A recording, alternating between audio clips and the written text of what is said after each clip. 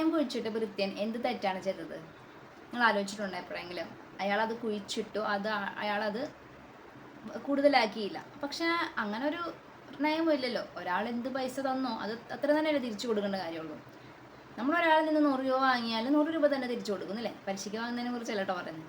അതായത് അയാളവിടെ തെറ്റൊന്നും ചെയ്തില്ല, പക്ഷെ അയാൾക്ക് ചെയ്യാൻ സാധിക്കുമായിരുന്ന ഒരു ശരി ചെയ്തില്ല. ഇവിടെയാണ് നമ്മൾ ഒരുപാട് ചിന്തിക്കേണ്ട ചില കാര്യങ്ങളുണ്ട്. നമ്മളിൽ ചിലർക്ക് ഒരു വിക്റ്റിമായിരിക്കാൻ താല്പര്യമാണ്.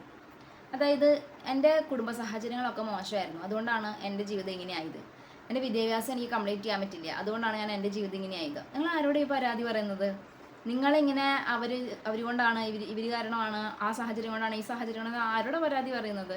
ഇതൊക്കെ കേട്ടിട്ട് ആളുകൾ നമ്മളോട് സിമ്പതിയായിട്ട് പെരുമാറും, എന്നാൽ പിന്നെ അതുകൊണ്ടൊക്കെ ആയിരിക്കും അല്ലേ? അതൊന്നും പ്രാക്ടിക്കലല്ല. നിങ്ങൾ നിങ്ങളെ പ്രൂവ് ചെയ്തില്ല എങ്കിൽ നിങ്ങളെ സ്വീകരിക്കാത്തൊരു ലോകമാണിത്. അപ്പം നമ്മൾ പറയാം അത് വേണ്ട, ദൈവം മനുഷ്യർ സ്വീകരിച്ചില്ലെങ്കിലും കുഴപ്പമില്ല, ദൈവം എൻ്റെ കൂടെ ഉണ്ടാവും എന്ന് പറയും. പക്ഷെ എനിക്ക് തോന്നുന്നു അധ്വാനിക്കാത്തവൻ്റെ കൂടെ നിൽക്കുന്നവനല്ല നമ്മുടെ ദൈവം. ദൈവം എപ്പോഴും അധ്വാനിക്കുന്നവരുടെ കൂടെയാണ്. ലേസിനെസ് ദൈവത്തിന് ഇഷ്ടമില്ലാത്തൊരു സംഗതിയാണ്. എപ്പോഴും എന്തെങ്കിലും ചെയ്തുകൊണ്ടിരിക്കുന്ന ആളുകളെയാണ് ദൈവം എപ്പോഴും വിളിച്ചിട്ടുള്ളത്. ദൈവം അവർ വർക്ക് ചെയ്തുകൊണ്ടിരിക്കുമ്പോഴാണ് ദൈവം അവരെ വിളിച്ചിട്ടുള്ളത്. അതായത് ദൈവത്തിന് ഒരാൾ അധ്വാനിക്കുമോ, അയാൾ എന്തുമാത്രം സിൻസിയറാണ്, ഇപ്പോൾ ഒരു ജോലി ഒരു യജമാനം കാണുന്നില്ല എങ്കിലും അയാളത് സത്യസന്ധമായിട്ട് ചെയ്യുന്നുണ്ടോ? ഒരു വർക്ക് എന്ന് പറയുന്നത് ഒരു വർഷിപ്പ് പോലെ ആവുന്ന ചില സമയങ്ങളുണ്ട്, പ്രാർത്ഥനയായി മാറുന്ന ചില സമയങ്ങളുണ്ട്. അപ്പം നമ്മൾ ചെയ്യേണ്ട കാര്യങ്ങൾ ചെയ്യണമെന്ന് ആഗ്രഹിക്കുന്ന ഒരാളാണ് നമ്മുടെ ദൈവം. നമ്മൾ വിക്ടിമൈസ് ചെയ്യുന്നു, പല കാരണങ്ങൾ പറഞ്ഞ് നമ്മുടെ റെസ്പോൺസിബിലിറ്റീസ് നമ്മൾ ഏറ്റെടുക്കുന്നില്ല, നമ്മുടെ ജീവിതത്തിൻ്റെ റെസ്പോൺസിബിലിറ്റി നമ്മൾ ഏറ്റെടുക്കുന്നില്ല. അതായത് ആ സാഹചര്യം കൊണ്ടാണ് ഞാൻ ഇങ്ങനെ, ഈ സാഹചര്യം കൊണ്ട് ഇങ്ങനെയാന്ന് പറഞ്ഞിട്ട് നമ്മുടെ ലൈഫിൻ്റെ റെസ്പോൺസിബിലിറ്റി നമ്മൾ ഏറ്റെടുക്കുന്നില്ല. മറ്റൊന്ന്, നമുക്ക് ഇങ്ങനെ ഇരിക്കുമ്പോൾ നമ്മളൊരു പാവമാണെന്ന് മറ്റുള്ളവർ വിചാരിക്കും. അല്ലെങ്കിൽ അതൊരു ഒരു സിമ്പതി കാർഡ് എന്ന് പറയുമല്ലേ, നമുക്ക് മറ്റുള്ളവരുടെ സിമ്പതി കിട്ടും. മറ്റുള്ളവർ നമ്മളെ അവൾക്കൊന്നും അറിയില്ല, അതൊരു അവിടെ മിണ്ടാണ്ടിരുന്നോളും എന്ന് പറയുമ്പോൾ നമുക്ക് അത് വലിയ ചാലഞ്ചുകളില്ല. അപ്പോൾ ചാലഞ്ചുകളെ ഏറ്റെടുക്കാതിരിക്കാൻ വേണ്ടിയിട്ട് നമ്മൾ ഒന്നും അറിയാത്ത ഒരാളെ പോലെ നമ്മളങ്ങ് ഇരിക്കുവാണ് കുറേയൊക്കെ. നിങ്ങളുടെ ലൈഫിൻ്റെ റെസ്പോൺസിബിലിറ്റി നിങ്ങൾ ഏറ്റെടുക്കണം. അത് നിങ്ങളുടെ ലൈഫാണ്, നമ്മുടെ ലൈഫാണ്. ഞാൻ ഉൾപ്പെടെ ഇതെന്നെ കർത്താവ് പഠിപ്പിച്ചിട്ടുള്ള ഒരു പാഠം തന്നെയാണ്. അതായത് എനിക്ക് എൻ്റെ കുറേ കാലം നമ്മൾ പറഞ്ഞുകൊണ്ടിരുന്നു ഞാൻ ഇങ്ങനെയൊക്കെ ആയത് എൻ്റെ കുടുംബ സാഹചര്യം കൊണ്ടാണ്, എൻ്റെ സാമ്പത്തിക സാഹചര്യം കൊണ്ടാണ്, അല്ലെങ്കിൽ എൻ്റെ അപ്പനമ്മേനെ മര്യാദയ്ക്ക് വളർത്തിയില്ല, അല്ലെങ്കിൽ ഞാൻ അങ്ങനെ എനിക്ക് മെൻ്റൽ ട്രോമയുണ്ട്, ചൈൽഡ്ഹുഡ് ട്രോമയുണ്ട്, ഞാൻ അബ്യൂസ് ചെയ്യപ്പെട്ടിട്ടുണ്ട്. ഞാൻ അതിനൊന്നിനും ചെറുതായിട്ട് കാണുന്നില്ല, ഉണ്ട്. പക്ഷേ എനിക്കകത്ത് തിരിച്ചറിവ് ഉണ്ടായി കഴിഞ്ഞാൽ പിന്നെ അത് എൻ്റെ ഉത്തരവാദിത്തമാണ് എന്നെ ശരിയാക്കി എടുക്കുക എന്നുള്ളത്. എൻ്റെ റെസ്പോൺസിബിലിറ്റിയാണ് എനിക്കൊരു മാറ്റം കൊണ്ടുവരിക എന്നുള്ളത്. എനിക്കതിന് ഹെൽപ്പ് വേണമെങ്കിൽ ഞാൻ ഹെൽപ്പ് ചോദിക്കണം, അതിന് എനിക്ക് എന്ത് ചെയ്യാൻ പറ്റുമെന്ന് ഞാൻ അന്വേഷിക്കണം, പ്രവർത്തിക്കണം. കാരണം അത് എൻ്റെ ലൈഫാണിത്. ഇത് വേറെ ആരും വന്ന് നമ്മുടെ ലൈഫ് റിപ്പയർ ചെയ്ത് തരാൻ പോകുന്നില്ല. കല്യാണം കഴിഞ്ഞാൽ കുറേ ശരിയാവുമെന്ന് കരുതി കുറേ പേര് കല്യാണം കഴിക്കുന്നുണ്ട്. ഒരിക്കലും നമുക്കൊരാളെ അയാൾക്ക് സ്വയം വിചാരിക്കാതെ വേറൊരാളെ കൊണ്ട് ഫിക്സ് ചെയ്യാൻ പറ്റില്ല. നമ്മുടെ സ്നേഹവും കരുണയും ഒക്കെ മറ്റുള്ള ഒരാളിൽ മാറ്റം കൊണ്ടുവരാം. പക്ഷേ നമ്മുടെ ലൈഫിൻ്റെ റെസ്പോൺസിബിലിറ്റി എപ്പോഴും നമുക്ക് തന്നെ, നമുക്കാണ് അതിൽ ഏറ്റവും കൂടുതൽ മാറ്റങ്ങൾ വരുത്താൻ പറ്റുന്ന ഒരാൾ.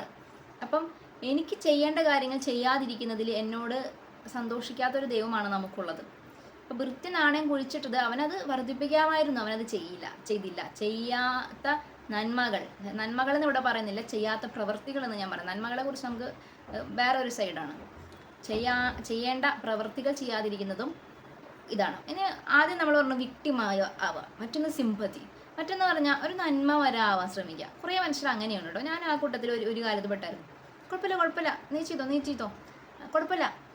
ഞാനാദ്യം വിചാരിച്ചു എൻ്റെ മനസ്സിൻ്റെ നന്മ, ഞാൻ ഭയങ്കര കരുണയൊക്കെ പ്രസംഗിക്കുന്ന ആളാണല്ലോ, അപ്പോൾ എൻ്റെ മനസ്സിൻ്റെ നന്മ. പക്ഷെ ശരിക്കും ഞാൻ ഇരുന്ന് റിഫ്ലക്റ്റ് ചെയ്യുമ്പോൾ നമുക്കൊരു കാര്യം മനസ്സിലാവാം, ചാലഞ്ചുകളെ പേടിച്ചിട്ടാണ്, റെസ്പോൺസിബിലിറ്റി എടുക്കാനുള്ള പേടി കൊണ്ടാണ്. മുന്നോട്ട് നിൽക്കുമ്പോൾ ഈ വെട്ട് വരുമ്പോൾ ആദ്യം കൊള്ളേണ്ടത് നമ്മളോ, പുറകിൽ ഒന്നും അറിയാത്ത പോലെ നിൽക്കുവാണെന്ന് വെച്ച് കഴിഞ്ഞാൽ മുമ്പിൽ നിൽക്കുന്ന ആരെങ്കിലുമൊക്കെ വെട്ട് കൊണ്ടോളും. അതായത് ധൈര്യം ഇല്ലാത്തത് കൊണ്ടാണ്. ഈ മറ്റുള്ളവരെ കയറ്റി വിട്ട് ഞാൻ പുറകിൽ നിന്നോളാം എന്ന് പറയുന്നതിനകത്ത് നന്മയില്ല എന്ന് ഞാൻ പറയുന്നില്ല, പക്ഷെ എപ്പോഴും നന്മയൊന്നുമല്ല. അത് നിങ്ങൾ സ്വയം റിഫ്ലക്റ്റ് ചെയ്യേണ്ട ഒരു കാര്യമാണ്. ധൈര്യക്കുറവ്, റെസ്പോൺസിബിലിറ്റി ഏറ്റെടുക്കാനുള്ള മടി, റിസ്ക് ഏറ്റെടുക്കാനുള്ള മടി, അതൊക്കെ ഇതിൻ്റെ പുറകിലുണ്ട്. അതും ദൈവം നമ്മളെ ഇരുത്തുമെന്നോ പറയുമെന്നോ എനിക്ക് തോന്നുന്നില്ല, സമ്മതിച്ചു തരുമെന്ന് എനിക്ക് തോന്നുന്നില്ല ദൈവം. കാരണം ഞാനും ഇതേ സംഗതിയാണ്. പൂനെയിൽ വന്നപ്പോൾ എൻ്റെ ആഗ്രഹം ഞാൻ ഏറ്റവും പുറകിൽ നിൽക്കുന്ന ഒരാളാക്കണേ കർത്താവേ. ഞാൻ അങ്ങനെ ഒരു ആർട്ടിക്കിൾ വരെ എഴുതിയിട്ടുണ്ട്, മറ്റുള്ളവരെല്ലാം എന്നിൽ കയറിപ്പൊക്കോട്ടെ. അപ്പം എനിക്കതിനകത്തൊരു ലൈക്കൊക്കെ കിട്ടി. പക്ഷെ ദൈവം എന്നെ അങ്ങനെ പുറകിൽ നിർത്തുന്നില്ല. ഓരോരോ കാര്യങ്ങളായിട്ട് ഓരോരോ വാതിലുകളായിട്ട് തുറന്നു തരുകയാണ്. അപ്പം ഞാൻ പറയും എനിക്ക് പോകണ്ട, ഞാൻ സാധാരണ വ്യക്തിയായിട്ട് നിന്നോളാം, എനിക്കൊന്നും ചെയ്യണ്ട. പക്ഷെ ദൈവം ഓരോരോ സാഹചര്യത്തിലും എൻ്റെ ഒരു വളർച്ച ആഗ്രഹിക്കുന്ന ഒരു ദൈവമുണ്ട്. ഞാൻ വലിയ എന്തോ ആയി തീരണം എന്നല്ല, എനിക്ക് പറ്റാവുന്നത് ഞാൻ ചെയ്യണം. ഞാൻ എൻ്റെ കുഞ്ഞുങ്ങളെ സ്കൂളിൽ ചേർക്കുമ്പോൾ ഞാൻ എന്താ ആഗ്രഹിക്കുന്നത്, ഞാൻ ആഗ്രഹിക്കുന്ന അവരെല്ലാം ഫസ്റ്റ് റാങ്കോട് കൂടെ ക്ലാസ്സിലെ ഫസ്റ്റ് ആയിരിക്കണമെന്നൊന്നുമല്ല. അവൻ എന്തുമാത്രം ബുദ്ധി ദൈവം കൊടുത്തിട്ടുണ്ടോ അതനുസരിച്ചിട്ട് അവൻ അധ്വാനിച്ചിട്ട് അവന് പറ്റാവുന്നതിൻ്റെ ബെസ്റ്റ് അവൻ ചെയ്യണം എന്നാണ് ഞാൻ വിചാരിക്കുന്നത്. അത് ഒരു അമ്മ എന്ന നിലയിൽ, ഒരു മെൻഡർ എന്ന നിലയിൽ ഒരു സാധാരണ വ്യക്തി ആഗ്രഹിക്കുന്നുണ്ടെങ്കിൽ ദൈവം നിങ്ങളിൽ നിന്നും അത് ആഗ്രഹിക്കുന്നുണ്ട്. നിങ്ങൾ പ്രവൃത്തികൾ ചെയ്യാൻ തയ്യാറാകണം. നിങ്ങളുടെ എന്ന വ്യക്തിയെ ഇങ്ങനെയൊക്കെ ആക്കിയെടുക്കാൻ ദൈവം ഒരുപാട് കഷ്ടപ്പെട്ടിട്ടുണ്ട്. എന്നിട്ട് ഫലം പുറപ്പെടുവിക്കേണ്ട സമയമാകുമ്പോൾ നമ്മൾ പറയാം, വേണ്ട, എനിക്ക് മരമായിട്ട് തന്നെ നിന്നാൽ മതി, കർത്താവിൻ്റെ തണലിൽ ഇങ്ങനെ നിന്നാൽ മതി, എനിക്കൊന്നും ചെയ്യണ്ട എന്ന് നമുക്ക് തോന്നുന്നതിന് പുറകിൽ നമ്മൾ ഒരുപാട് കാരണങ്ങൾ കണ്ടെത്തും. ഒന്നും നമുക്കൊരു വിക്ടിമാവാനുള്ള ആഗ്രഹം, അല്ലെങ്കിൽ ഒരു സിമ്പതി, മറ്റുള്ളവരുടെ കരുണയിൽ ജീവിക്കാമെന്നൊരു തോന്നൽ, അല്ലെങ്കിൽ റെസ്പോൺസിബിലിറ്റിയായിട്ട് എടുക്കണം മടി, ഒരു നന്മമരം ആയി കഴിഞ്ഞ് കഴിഞ്ഞാൽ എല്ലാവരും എന്നെ നല്ല ആളായിട്ട് കരുതുമല്ലോ എന്നൊക്കെയുള്ള ഇത്. ഇങ്ങനെ ഒരുപാട് എസ്കേപ്പിസങ്ങൾ നമ്മുടെ മനസ്സ് കാണിക്കുന്നുണ്ട്, ഒരുപാട് കള്ളത്തരങ്ങൾ നമ്മൾ അറിയാതെ ചെയ്യുന്നുണ്ട്. ഇതൊക്കെ കോൺഷ്യസ് ആയിട്ട് ചെയ്യാന്നല്ല ഞാൻ പറയുന്നത്, ഇതൊക്കെ റിഫ്ലക്റ്റ് ചെയ്യുമ്പോൾ മാത്രമേ നമുക്ക് മനസ്സിലാവുള്ളൂ. അപ്പോൾ ഞാനും വിചാരിച്ചുകൊണ്ടിരുന്ന എൻ്റെ നല്ല മനസ്സാണ്, അതുകൊണ്ടാണ് ഞാൻ എൻ്റെ സഹപ്രവർത്തകർക്ക് എല്ലാ ഓപ്പർച്യൂണിറ്റീസും വിട്ടുകൊടുത്തിട്ട് ഞാൻ പുറകിൽ നിൽക്കുന്നത്, ഞാനൊരു നന്മയുള്ള ആളായതുകൊണ്ടാണ്, എനിക്ക് കരുണ അറിയാവുന്നതുകൊണ്ടാണ്, കരുണ കാണിച്ച കർത്താവിനെ അറിയാവുന്നതുകൊണ്ടാണെന്നാണ് ഞാൻ മനസ്സിലാക്കിയത്. പക്ഷെ എൻ്റെ ഒരു സിസ്റ്റർ എന്നെ കാണുമ്പോൾ നിരന്തരം ചോദിക്കുമായിരുന്നു, നാൻസി നിനക്ക് കഴിവുണ്ടായിട്ടും നീ എന്താണ് ഇങ്ങനെ പുറകിൽ നിൽക്കുന്നത്, നീ എന്താ ഇങ്ങനെ കാണിക്കുന്നത്? ഓരോ തവണയും സിസ്റ്റർ എന്നെ വിളിച്ച് മുന്നോട്ട് കൊണ്ടുവരണം, എന്നാൽ മാത്രമേ ഞാൻ ചെയ്യത്തുള്ളൂ. അവസാനം അവരും അടുത്തു എന്നെ വിളിച്ച് കൊണ്ടുവന്നത്. ഞാൻ പുറകിൽ നിൽക്കാൻ ഇഷ്ടപ്പെടുന്നു, എൻ്റെ സ്പിരിച്വാലിറ്റി ഞാൻ അങ്ങനെ ചിന്തിക്കുന്നത്, ഞാൻ പുറകിൽ നിൽക്കാൻ, മറ്റുള്ളവരൊക്കെ കയറിപ്പോട്ടെ എന്നാണ് ചിന്തിക്കുന്നത്. പക്ഷെ എനിക്ക് ഓപ്പർച്യൂണിറ്റി തരുന്നത് ആരാ? അതും ദൈവം തന്നെയല്ലേ. എനിക്ക് പ്രസംഗിക്കാൻ ഒരു ഓപ്പർച്യൂണിറ്റി തന്നത് അത് ദൈവം തന്നെ തന്നതാണ് എനിക്ക്. ഞാൻ തട്ടി കളഞ്ഞിട്ട് പറയാം, വേണ്ട, എൻ്റെ കൂടെയുള്ള ആൾ ഇതുവരെ പ്രസംഗിച്ചിട്ടില്ല, അവർ പ്രസംഗിക്കട്ടെ എന്ന് ഞാൻ പറയുവാണ്. മോശം കാര്യം, അതായത് ഇത് കോണ്ടസ്റ്റുകളുണ്ട്, ഓരോ സാഹചര്യങ്ങളുണ്ട്. മോശം കാര്യമാണെന്നല്ല ഞാൻ പറയുന്നത്, പക്ഷെ ഇപ്പോൾ കുഴിച്ചിട്ട പോലെ തന്നെ മോശം കാര്യമൊന്നുമല്ല ചെയ്തത്. പക്ഷെ ചിലപ്പോൾ അത് നീ അവിടെ നിൽക്കണമെന്നാണ് ദൈവം ആഗ്രഹിച്ചിരുന്നതെങ്കിലോ. വേറൊരു ഒരു സാഹചര്യം പറയാം. എനിക്കൊരു കൊച്ചിനെ പഠിപ്പിക്കാൻ ഒരു അവസരം കിട്ടി, ഞാനത് പഠിപ്പിക്കാതെ വേറൊരാൾക്ക് ഓപ്പർച്യൂണിറ്റി കൊടുത്തു. അപ്പം ഞാൻ നന്മമരമായി ഞാൻ മാറിക്കൊടുത്ത് അയാൾക്ക് ഒരു ഓപ്പർച്യൂണിറ്റി കൊടുത്തു, അയാൾ വളരട്ടെ എന്ന് വിചാരിച്ചു. പക്ഷേ അയാൾ കൊച്ചിനെ പഠിപ്പിക്കാൻ നേരത്തെ കൊച്ചിനോട് മോശമായിട്ട് പെരുമാറുകയോ ഉപദ്രവിക്കുകയോ ചീത്ത വാക്കുകൾ പറയുകയോ ഒക്കെ ചെയ്തെന്ന് പിന്നീട് അതൊരു പ്രശ്നമായല്ലോ. നിങ്ങൾ കരുണ കാണിക്കാനുള്ള ആ ഒരു ശ്രമത്തിനിടയിൽ അനീതിയെ പ്രോത്സാഹിപ്പിക്കുന്ന ചില സമയങ്ങളുണ്ട്, തെറ്റിനെ പ്രോത്സാഹിപ്പിക്കുന്ന ചില സമയങ്ങളുണ്ട്. ഒരു താല്പര്യമില്ലാതെ അല്ലെങ്കിൽ ഒരു അധ്വാനിക്കാതെയും കയറി വരുന്ന ഒരാളെ നിങ്ങൾ അധ്വാനിച്ച് നേടിയ സമ്മാനം നിങ്ങൾ അയാൾക്ക് വേണ്ടി മാറ്റി വയ്ക്കുമ്പോൾ അയാൾ അധ്വാനിച്ചിട്ടില്ല. അതിൽ നിങ്ങൾ കരുണ കാണിച്ചു, വലിയ മനസ്സ് കാണിച്ചു എന്നാണ് നിങ്ങൾ വിചാരിക്കുന്നത്. പക്ഷെ അധ്വാനിക്കുന്നത് നീതിയാണ്. അധ്വാനിക്കുന്നവന് ഫലം കിട്ടുക എന്ന് പറയുന്നത് ഒരു നീതിയാണ്. അപ്പോൾ അത് അധ്വാനിക്കാത്തവനെ നിങ്ങൾ വെച്ച് നീട്ടുമ്പോൾ നിങ്ങൾ ചെയ്യുന്നതൊരു തെറ്റല്ലേ? നിങ്ങൾ അവിടെ ന്യായമല്ലാത്തൊരു കാര്യത്തിനെ സപ്പോർട്ട് ചെയ്യുമല്ലേ? അപ്പം കരുണ എന്ന് പറയുന്നത് അർഹിക്കാത്തവനെ നൽകുന്നത് തന്നെയാണ്, കരുണ എന്ന് പറയുന്നത് നൽകേണ്ടത് തന്നെയാണ്. പക്ഷേ ഡിഫറൻഷ്യേറ്റ് ചെയ്ത് മനസ്സിലാക്കാനായിട്ട് ശ്രമിക്കണം. ചില സമയത്ത് ദൈവം പറഞ്ഞിട്ടുണ്ട്, നിശബ്ദരാവ്, നീ സംസാരിക്കരുതെന്ന് പറഞ്ഞിട്ടുണ്ട്. ചില സമയത്ത് ദൈവം പറഞ്ഞിട്ടുണ്ട്, നീ സംസാരിക്കുക എന്ന് പറഞ്ഞിട്ടുണ്ട്. ചില സമയത്ത് പറഞ്ഞ് നിങ്ങൾ പോകുമ്പോൾ ആയുധങ്ങൾ കരുതരുത്, സുശിക്ഷ പ്രഘോഷണത്തിൽ നിങ്ങൾ ആയുധങ്ങൾ കരുതരുതെന്ന് പറഞ്ഞ സമയങ്ങളുണ്ട്. ചില സമയത്ത് ദൈവം പറഞ്ഞിട്ടുണ്ട്, നീ വാളെടുക്കണം എന്ന് പറഞ്ഞ സമയങ്ങളുണ്ട്.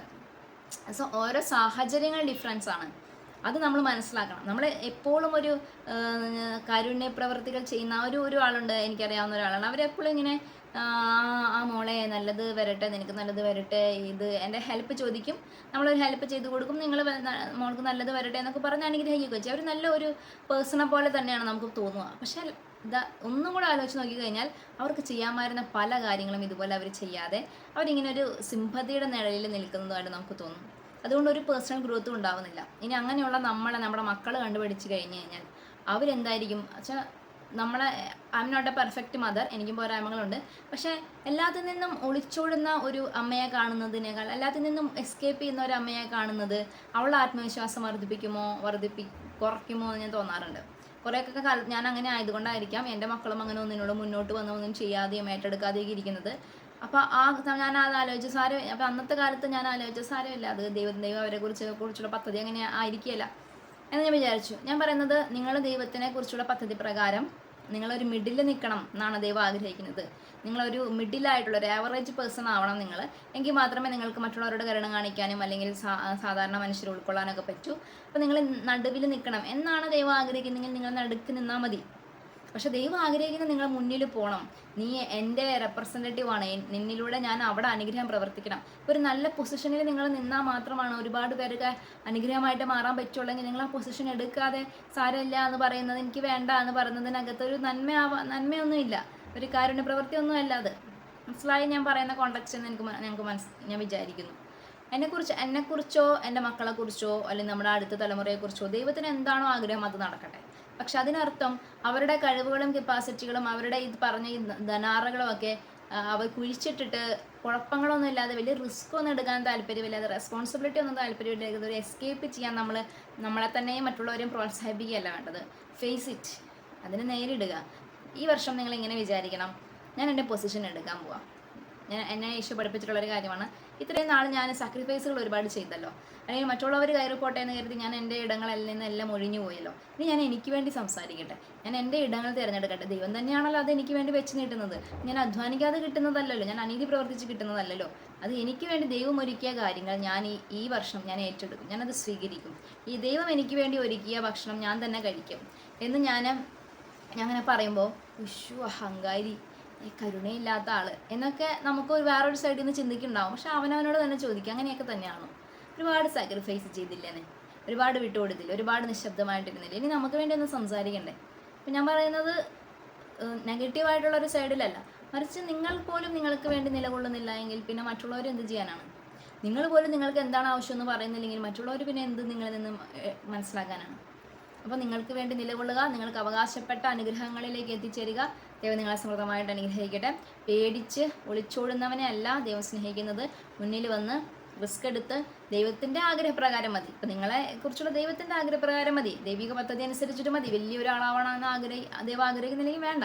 പക്ഷെ എനിക്ക് ചെയ്യാവുന്നതിൻ്റെ മാക്സിമം ഞാൻ ചെയ്തിട്ടുണ്ട്. എന്നിൽ നിന്നും ദൈവം ആഗ്രഹിച്ചത് ഞാൻ ചെയ്തിട്ടുണ്ട് എന്ന് ഉറപ്പ് വരുത്താൻ നിങ്ങൾക്ക് സാധിക്കട്ടെ എന്ന് പ്രാർത്ഥിക്കുന്നു. ദൈവം നിങ്ങളെ അനുഗ്രഹിക്കട്ടെ.